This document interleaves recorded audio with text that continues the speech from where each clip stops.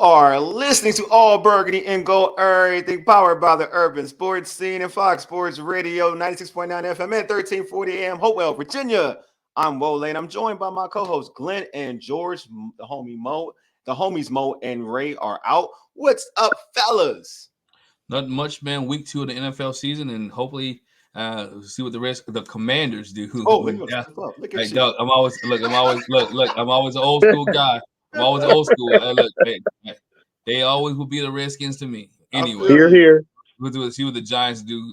See what the Commanders do against the Giants this week, man. It's fun. What's going on, George, man? I've now got the Thursday night game on, and I'm kind of enjoying the Bills slapping the Dolphins around a little bit. It's cool. It's cool. Yeah, we talked enough about last week's game because we did our post game show. So we're going to try to get into this week, and we're not going to actually talk about the game because y'all know we have a pregame. So we're going to talk about the actual Giants game during the pregame. But before we get into all that, hey, subscribe to our podcast on Spotify, iHeartRadio, and Apple Podcasts. Just search All Burgundy and Go Everything. Also, you can search our podcast on all multiple podcast platforms. Just search All Burgundy and Go Everything. Also, tweet us at ABG_everything. Hit us up on IG at ABG_everything. And like our All Burgundy and Go Everything Facebook page. We are also on TikTok, so you can check out the same the same handle of us on TikTok. We're new to it. We're working the TikTok thing. We're working it though. It's so check out our content there. Also, make sure you subscribe to our All Burgundy and Go Everything YouTube channel. If you're watching this on YouTube, hit that red subscribe button and also like this video. Anyway, it's time for the pregame. Here's what we have on tap. Host of Locked On Commanders podcast, David Harrison, will join us to talk about Emmanuel Forbes, his injury, also his struggles on Sunday, and also what did that mean for him in the future. So first off, let's introduce David to the show. What is going on, David? Hey, what's going on? How you doing? Fine. How you doing, my man? So, David, before we talk about Emmanuel Forbes and whatnot, first off, I want to know, can you tell our listeners about Locked On Commanders podcast and how can they obviously how can they watch it, check the content, or subscribe to it, whatever? Yeah, Locked On Commanders. So it's on YouTube. It's on anywhere you catch a podcast, so you can subscribe to it or follow it anywhere that you want to find a podcast. And it's a 5-day a week. Most weeks, some weeks I do 6, some weeks honestly I do 7. But it's a daily podcast covering the Washington Commanders and part of the Locked On Podcast Network. And the slogan over there is your team every day. So try to bring you a little bit of something every day as much as we can. I'm gonna tell you, folks. I talked to David during camp, and he's one of the most intelligent Commanders reporters I've seen in a long time. So I'm not just saying that, David. Talking to you was I was very insightful. Yeah, I appreciate you. It was a good time. Absolutely. Mm-hmm. Hey, Glenn, you want to start off? You're on mute, Glenn. You're on mute. My bad, I got you, man. Yeah, I do that every once in a while. Sorry. Emmanuel Forbes Emmanuel Forbes will undergo thumb surgery tomorrow. He had a rough day last Sunday because he got benched in the second half. What's the matter? What's the matter of his injury? And was that the reason that he didn't have a good game, or was it the scheme versus Tampa Bay? Yeah, there's a lot to digest there with Emmanuel, right? And like the official story, as official as it's going to be coming out of the organization is like he wasn't benched, right? He got hurt in the third quarter, and they decided not to bring him back out there because of that injury. And the plan, at least at the beginning of the week, was for him to put a splint on it. We saw that splint on his hand on Wednesday, and he went out there. He practiced. He was a full participant in practice. Look, we talked to Emmanuel after practice, asked him how it felt, asked him how he was feeling. He said he felt good, thought it went well. Today we went back out to practice on Thursday, and he was out there doing individuals. He was out there warming up. He was out there catching balls. So, for us, like we all just thought it was just a normal day.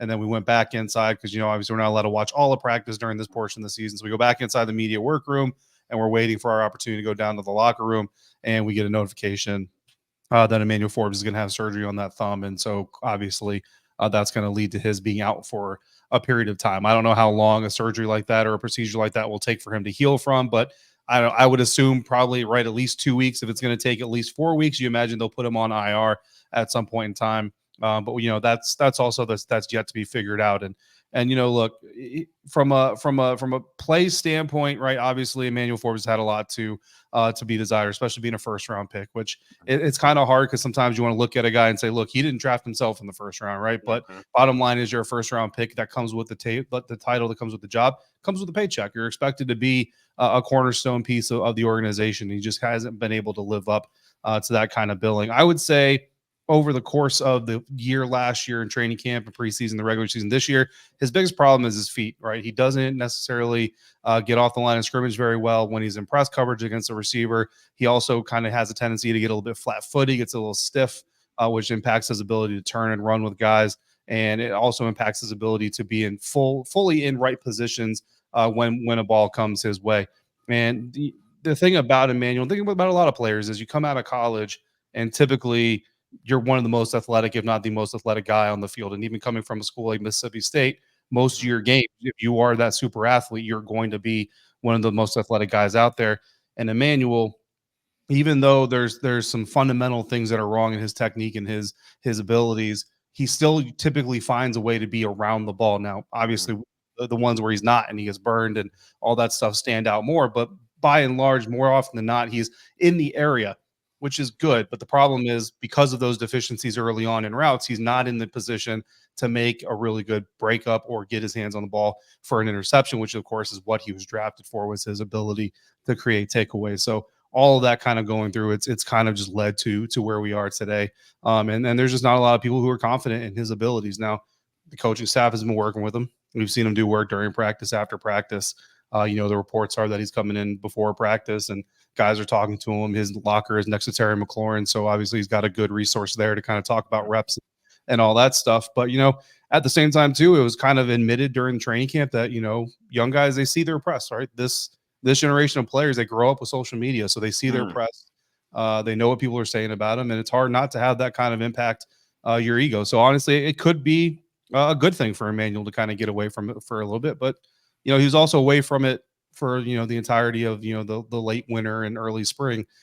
So, how much more time can you take away from it to really reset? Because at the end of the day, the secondary is going to continue to be a part of this conversation. As long as it's a part of the conversation, he's going to be a part of the conversation. Before I let George go, so for you, do you think it's more physical or mental? Because I kind of lean on the side of mental, but I want to get your thought of it. Is it more technique or mental? Yeah, I mean, well, so they kind of go hand in hand, right? Like the physical parts, like, is he capable of getting off the line of scrimmage better? Is he capable of delivering a punch to a wide receiver more effectively? Is he capable of flipping his hips? That's the part where I would say probably not. Like, his hips are they're just kind of, I would say it says even his hips. I think he just has a tendency to get flat-footed, and when you're flat-footed, your hips tend to tighten up just naturally, right? I would say that, there are parts of Emmanuel Forbes' game where if he focuses on the technique, if they get it turned into muscle memory, that he can get better there. But at the same time, there also comes a point where coaches have to understand a guy is who he is. You know what I mean? And then you compound the mental part of it and the struggles. And that, like we've been talking to Coach Quinn and Coach Witt this week specifically about the tendency for NFL teams to see how you got beat by other opponents and install that into their own game plan, even if it's not necessarily a predominant part of their game plan usually. And both of them basically admitted, like, if they see that they can beat you doing something, they're going to come do it. So that boils down to scheme, that boils down to alignment, but also boils down to player. If they know that number 13 is a soft point, they're going to attack it. You know what I mean? Maybe not to the level that some of us or some fans may expect them to, but they're going to go after it. And that's kind of something you saw the Tampa Bay Buccaneers do a lot in week one, is a lot of perimeter work. And that's really not a surprise when you look at this defense.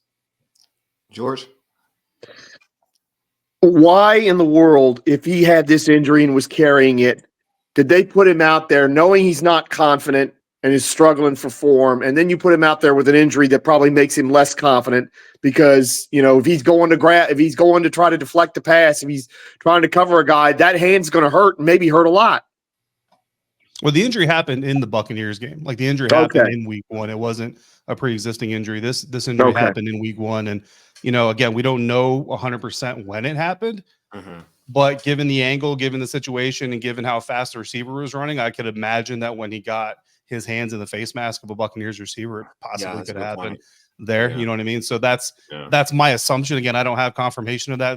That's my assumption. I'm sure Dan Quinn will get asked on Friday when it happened specifically and all those things. And look, Dan honestly may not even know. Like Dan Quinn during the course of a game, like his concern is more what's happening with the entire game. And he basically gets a message in his headset or a trainer comes over and says, hey, you know, we're not going to send him or we might want to send a manual, stuff like that. The tricky part about this is like he really wasn't given a game designation during the game. So typically if a player comes out for an injury, we get a message over the press box. That's where you see all the tweets come out, right? Like so-and-so has been ruled out or so-and-so is this. We get a message in the press box that says, you know, injury update for the Washington Commanders. Emmanuel Forbes is questionable with a thumb injury. We didn't get one of those. So what does that mean? Well, it could mean like, hey, he came over to the sideline and said, yo, I just jacked up my thumb. And they looked at it and said, okay, structurally, you're fine. How do you feel? He's like, you know, if you need me to go in there, I'll go in there. And they're like, okay, you know what? Strategically, we're going to pull you. We're going to go ahead and put Noah Igbenogany in there on the outside, and we'll roll with that, and we'll see how it goes. And then, you know, if we need you back out there, we'll put you out there. So, like, that's kind of where teams play this game, right? Where it's like, well, he wasn't really technically questionable. We just made the decision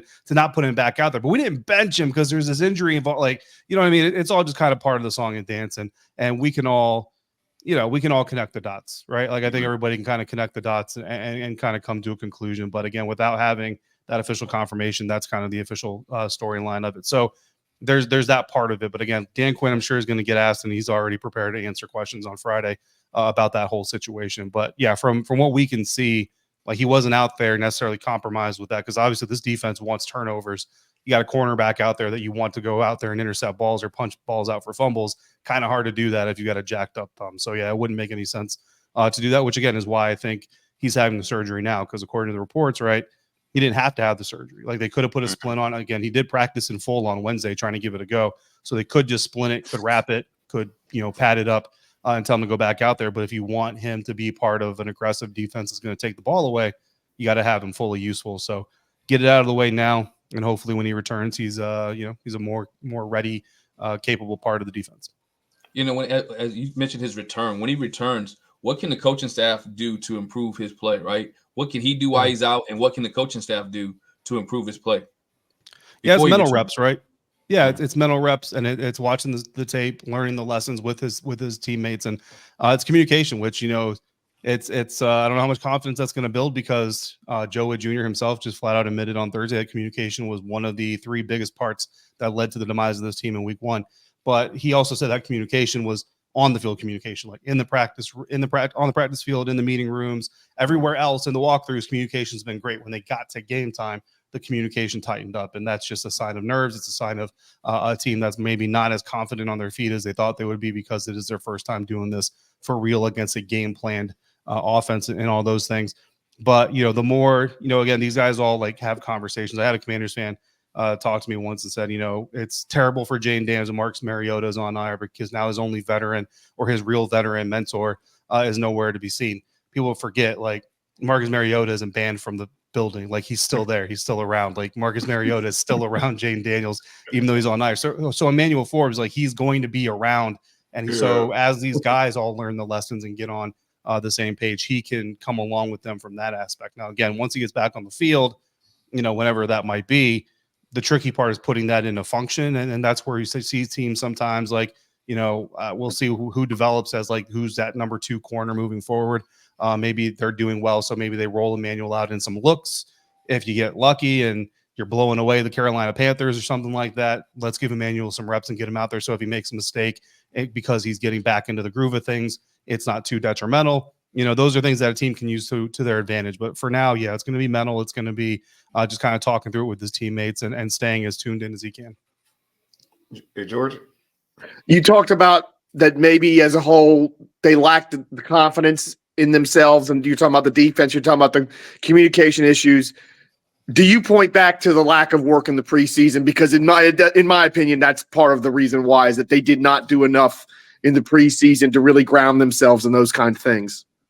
Yeah, it's a common thread, but no, I honestly don't, because again, it goes back to when you talk about the quality of training and anything, whether it's football or it's baseball or it's, you know, just a skill set. I mean, playing the piano, right? If I give you, if I give you a blues scale and I sit you down with a guitar and I teach you a blues scale and I teach you a very basic blues scale and I have you do the blues scale 100 times, you can't then go on stage with I don't even know, Jimi Hendrix is one of my favorite guitar players. Like, and then I throw you on stage with Jimi Hendrix and tell you to unleash a solo after his solo.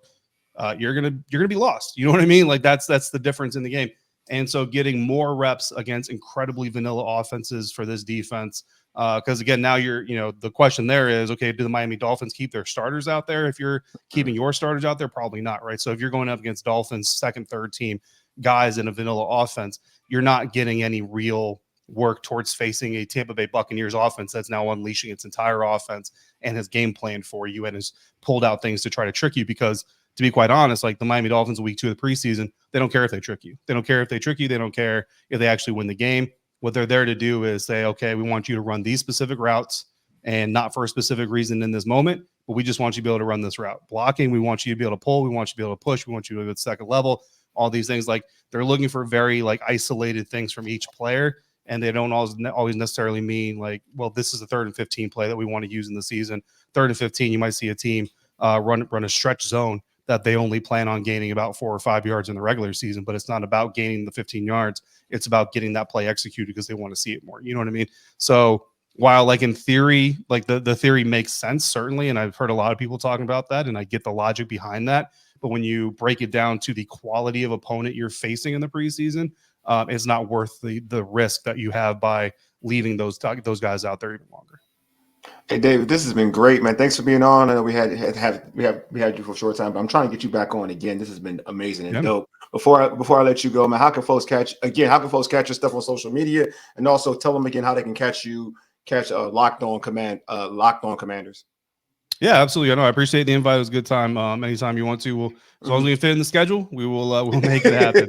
Yeah, Locked On Commanders 5 days a week, sometimes more. Anywhere you get podcasts and on YouTube. And then on Twitter, DHarrison82. I tweet a little bit. I don't tweet a lot, but I tweet a little bit. So if you want to hit me there, by all means, go for it. I'm gonna tell you what I told Donna, man. Keep tweeting. You tweet. Your information is insightful, bro. Like real talk. Tweets. Yeah, I appreciate it. I know it's toxic, man, but still, like tweet because your stuff is very insightful. So it's not even that. I actually have a subscription text message service, and so those people they text me and I text them, and so I'm actually usually texting is what I'm doing instead of tweeting. But so typically what I do, like I'm texting throughout like all the games and press conferences and practices and all that stuff, and then I'll tweet like a summary, you know what I mean, like of a drive or something like that here and there. So that's actually why I don't tweet as much, is because I've got people who pay to get that from me, and obviously I'm going to deliver that. So that makes sense. It makes a lot of sense. All right, well, thank you, David. Appreciate it, man. Yeah, guys, appreciate you. Have a good night. Thank you. Oh man, that was awesome. Awesome. So, what do y'all think about it? You think they just like to your point, Glenn? Do you think that the whole Emmanuel Forbes is like, yo, we don't need you. Just go sit and rest, get some mental reps, bro? Do you think that's the look? I think he legitimately hurt, right? Yeah, but I think there's certain times. If this was Jalen Ramsey, right? Jalen Ramsey's playing with this hurt thumb. Yeah. Right. Jalen Ramsey's going to play with the thumb. The Commanders and Witt will keep Jalen Ramsey out there, right? I'll put a splint on it. You wait till the bye. But this is Emmanuel Forbes. You can live with him or you don't have to live with him, right? You can go to the next guy. This is the Washington Commanders out with Emmanuel Forbes without making him look bad, right? This is the way they get out with saving grace. And he was injured, and that's why we replaced him. So if he comes back and let's say his replacement plays very well, right? Then and Emmanuel Forbes doesn't have to be inserted into the starting lineup, right? I just had this conversation with my parents earlier. Then with my son in college, he got injured. He's out. Somebody took his spot. He has to earn it back, right? That's the way it goes after high school, right? It really should go that way in high school too, but this is the way it goes. So you have to be able to develop that. And so this is the Washington Commanders saying, you know what? Some people in the Commanding universe and some people watching this or listening to this, like, you know what? I hope Forbes don't come back. I know a lot. I don't hope he doesn't come back healthy, right? I mean, I root for the guy. I want the guy to do well. I want to be successful. But do I want him to do well and be successful at the detriment of this team? No.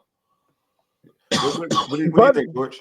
Well, I was going to say the other thing too was maybe I just took the report that I saw from Rappaport on Twitter wrong. But it made the way he phrased it made it sound like he'd had this injury previous to the Tampa game, and that they put him out there like that. I think he had it at the game. I thought I could. Okay, well, and so that's my confusion on that. I'm on the same length as Glenn. Is that the first thing I thought when I heard this is this is everybody's out to sort of amicably separate without trying to embarrass anybody and to say, well, he was hurt, so he really wasn't benched. When to the look of everybody that was watching, he was benched. That's what I think. I mean, if I'm not mistaken, that's what Lake said, right? Didn't Lake Lewis say that? Yeah, that he was essentially benched? I mean, I think it's easier to say he was benched. Yeah. Like, I don't look at, I think the injury, I think the benching happened because I think it wasn't well, he got benched semi even after the PI when he grabbed the fake because it was immature, like what he did. It was kind of immature. And then I think in the second half, he gave him another big play. And I think it was we gave him a touchdown. Did he give him a touchdown? I can't remember, but he got beat. And then that was it. Like then he was totally benched. You know what I mean? Like to David's point, I don't think they knew that he was really injured because they didn't get the report. And he's right. When and Glenn, you've been there. Like when you're hurt, it's stated and they say this person's questionable to return or this, that, and the other. Like you get a feed saying that someone's been hurt, right? So it was found out afterwards. So he was benched. Like the injury didn't, but I think in terms of like to what you guys are talking about, and we're all speculating. I'm not acting like this isn't a fact. But in terms of for the Giants game, I do think like this is a way to say, you know what, you need a reset. Like, yeah, you could probably play with this because from what David's saying, like you could put a split and be good to play. But you know what, you need a reset. Just get this surgery, get a whole reset. And we'll see where you're at when you come back. You know what I mean? Because it is, to his point, I've said this before, like it is totally, to me, it's mental. Like, yeah, like obviously there are technical, like David, he explained perfectly, there are technical flaws. But he also stated that even with those, he's able to be around the ball at times. He's just not, a lot of times he's not finishing plays. In college, he was finishing plays. And he's lost that playmaker ability in the NFL. And you can add that to like when he gets beat, it's like a quicksand approach. George. We talked about the scab, the scabs, right? Like the history of the scabs is play, and we saw Shane Falco and whatever. When Shane Falco talks about quicksand, right? He mentions like he chokes in a big game, like something happens and it's a snowball effect, right? It's an avalanche. Yeah, no, it's you take one bad step followed by another, followed by another, all of a sudden it just gets worse, right? Mm-hmm. That's what's happened to me. That's what's happening with Emmanuel Forbes. As soon as he gets that one bad play, it's like he feels like he's sinking. You could tell, like he's sinking, and he can't find. He's trying to claw his way back up, but he's just going down and down. So it's mental for me. But the last guy it was mental for, he's in Philadelphia right now. Who, Jer'Zhan? Correct. Right. The last guy that everybody said it was mental with him. He's in Philadelphia. Right. Yeah, this is worse than Jer'Zhan, though. This is like he's had no success. He's had no true success. This is a little worse. What I'm saying is, why not? The question is not why. If you're a new coaching staff, right? New coaching staff comes in, you're working with this guy all year long, right? All summer long. Ever since you've been in, you're working with him. His footwork hasn't gotten better, right? His depth perception haven't gotten better, right?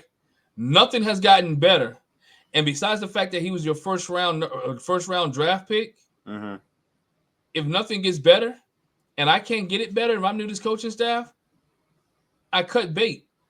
I go to the next guy, right? Yeah, of course. Here it is. If the injury does not come out this week, if the injury doesn't come out today, does he get benched?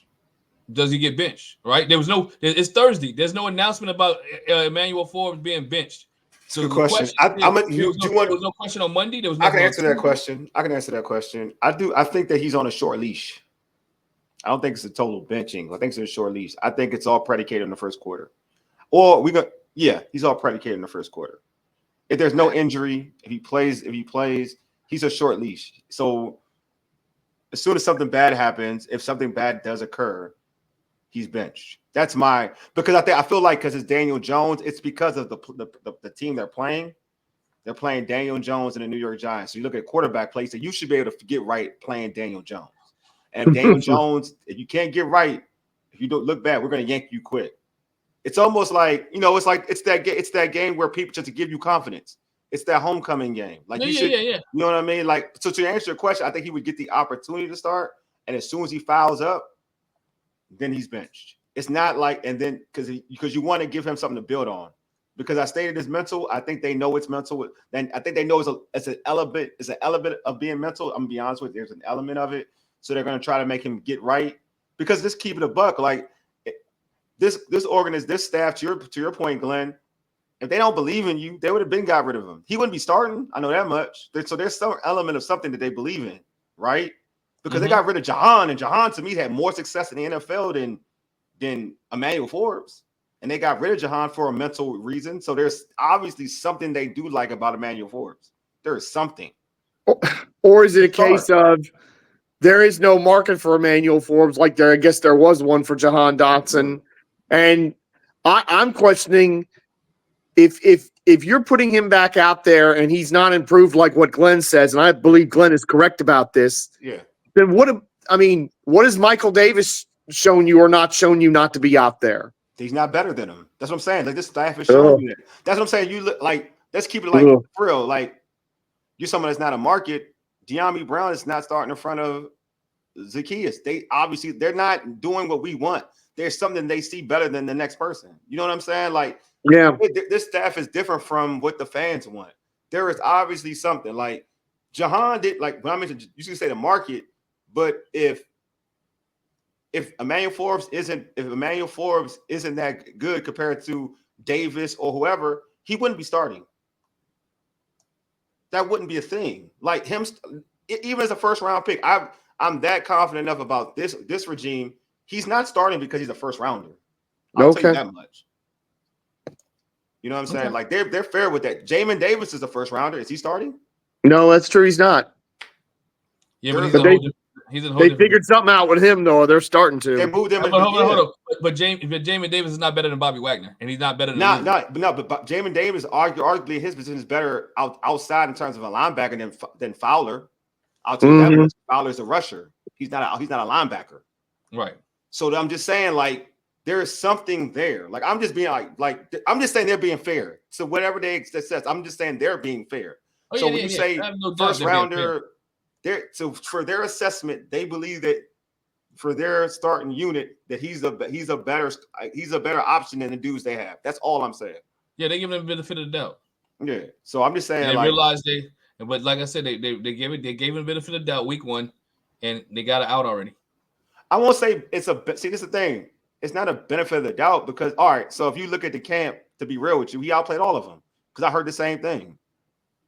Michael, I heard Davis isn't that good. So I'm just telling you, like, it's not a benefit of the doubt. It's that he's better than the options. No, not benefit of the doubt. I mean, they have an out, right? He didn't. Now they have an out. They have a. I want to see. He's struggling. They do have an out. He's struggling. But see, he's struggling. But the next guy may come in based off the schedule and do well, right? Whoever comes in next for Emmanuel Forbes, don't give up touchdowns. Don't get burned deep. Washington goes on a 3-game winning streak. That was giving up touchdowns is Benjamin St-Juste. So that's not Emmanuel Forbes. Like, so are we looking at like the dudes who gave up touchdowns was Benjamin St-Juste? Are we benching him? That's the one that was giving up touchdowns. He gave up 2. Yeah, but you're not going to bench him. You're going to bench the kid. Exactly. So I'm saying you're going to bench the kid. For at least St-Juste doesn't have a confidence issue, right? St-Juste believes in himself. St-Juste is going to get you a 15-yard penalty. You bench the guy who don't believe. He may be a good athlete, but the guy who doesn't. I agree with you. I'm just saying the out, like in terms of like sheer who's back, like they both ain't playing good. Them cute a buck. They both ain't playing good. Yeah. But in terms of St-Juste, I wouldn't stand on the St-Juste poll and say like he should be starting. He's given up. He too you could say has a confidence problem in this element. I'll say this much. When the ball is in the air, he panics. That's not a confident thing. Like he doesn't own the ball when the ball is in the air. Right. For example, the first touchdown pass was in good position, to be honest with you. He just didn't turn around. Yeah. And that's always been his problem. His problem is when the ball is up, he can't locate it. Yeah, he can't locate and he panics. That is his thing. And that has always been his thing. That's all it is. Again, I mean, if you want to say like he's a perfect, I'll say this, I agree with you in this point, Glenn. He's a perfect fit for a Dan Quinn defense, excuse me, because he's a big corner. Yes. That is, to me, that is what he has for him. Well, say Forbes is out, because this was the other thing I had in mind, is that say he's out a long time and they're kind of hoping everybody sort of forgets, and then they just like decide not to bring him back I think it's for possible. whatever reason.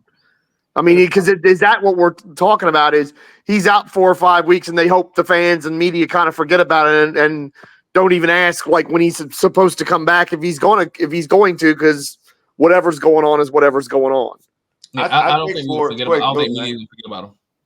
I think that. Would you say, Glenn? I didn't hear you. What'd you say? I said I don't think the media is going to forget about him. It's hard to forget about him. They probably won't. Fans won't forget about him because they're so evil. But but I will say this though, like I do think this is the perfect opportunity for like for a Davis or whatnot, especially like to submit yourself after this Giants game, because this Giants game you're going against a quarterback who should really light you up, and then after that, then it gets kind of dicey. But like this is a game where I feel like you can get a cornerback to feel good about himself.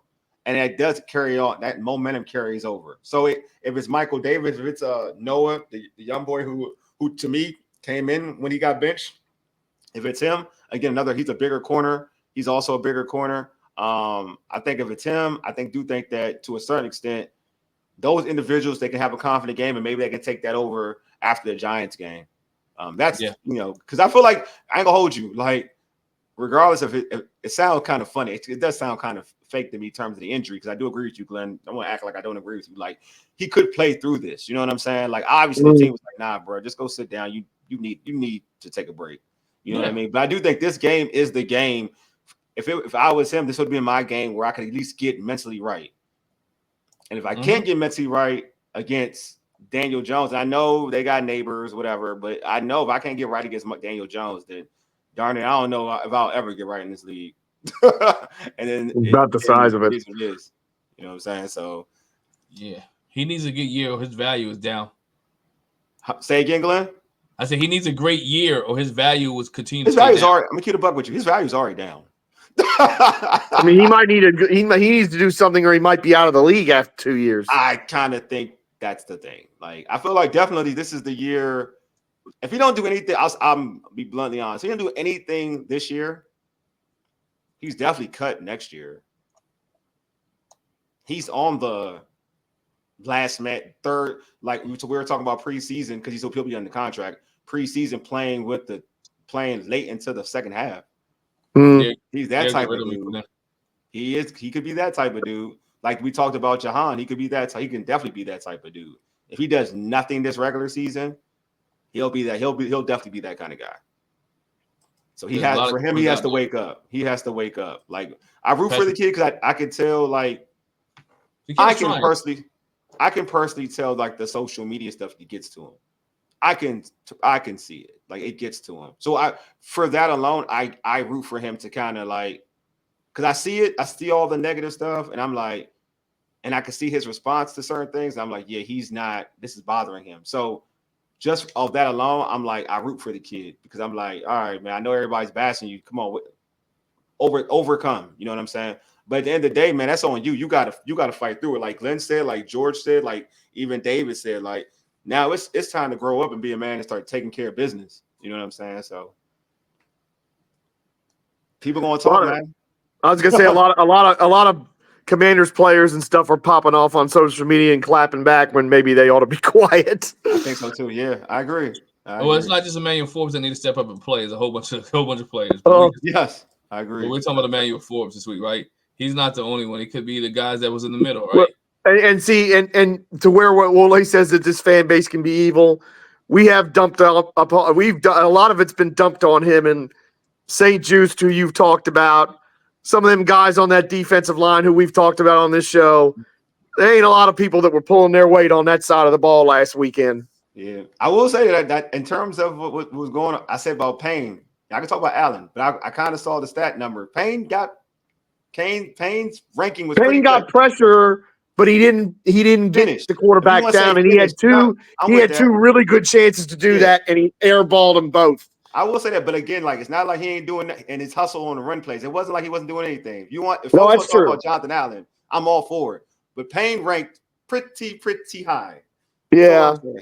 Too bad Mo's not here, so we can have a little more of that debate. I was going to show Mo them stats, so Mo would know. I was going to show him the stats because Mo just has hate for him. I was going to show Mo them stats to prove a point. You say Mo's got hate for him. I think Mo's got a point on some of them things. Mo got hate for him. He's a Giants fan. He got that. He's been waiting for it. That's all. He's been waiting because you know why you can tell when this is why I'm gonna tell you, George. Just gonna be real.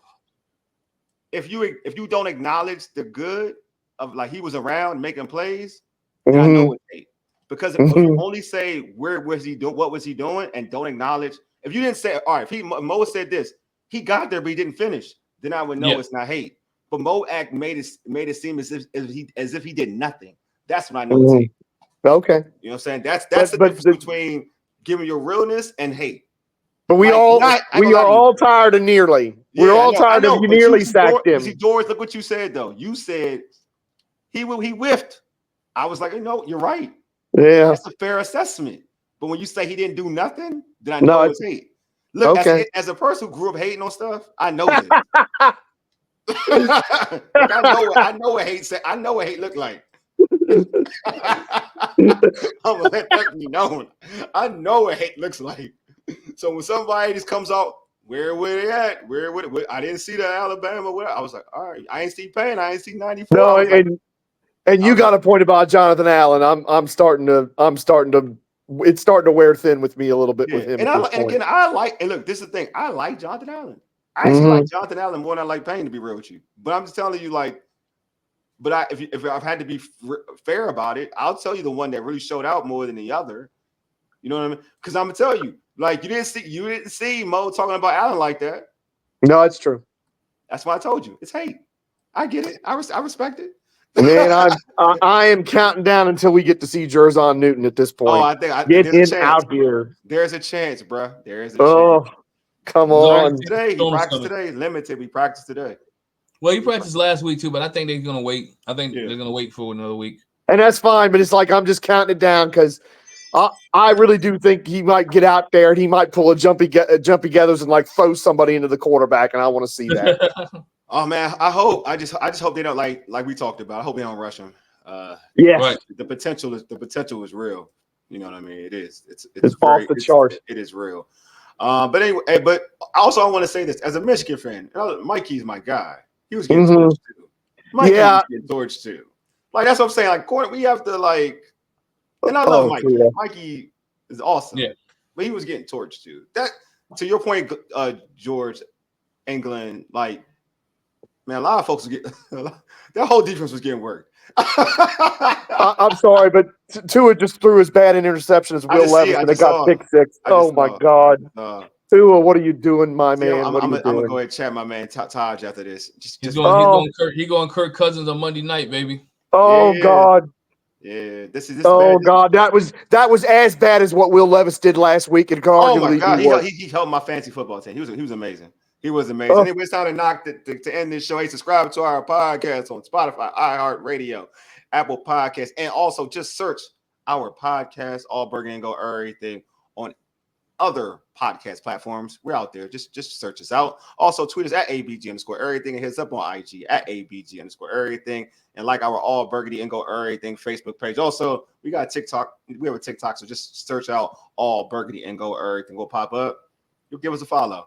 Also, subscribe to our All Burgundy and Go Everything YouTube channel. If you're watching this on YouTube, hit that red subscribe button. Like this video. All right, man, this has been a great show. Appreciate the homie David for jumping on the show, giving us a lot of good intel on the Emmanuel Forbes' technical flaws and also his mental issues at the moment playing cornerback in the NFL. Anyway, you've been listening. Also, hold on, that's rude. Make sure I want to thank my guys. George and Glenn, as always, they are the real MVPs. Anyway, now I can end it. Anyway, you've been listening to All Burgundy and Go Everything, powered by the Urban Sports Scene and Fox Sports Radio, 96.9 FM and 1340 AM, Hopewell, Virginia, for ages. Deuces, we are out.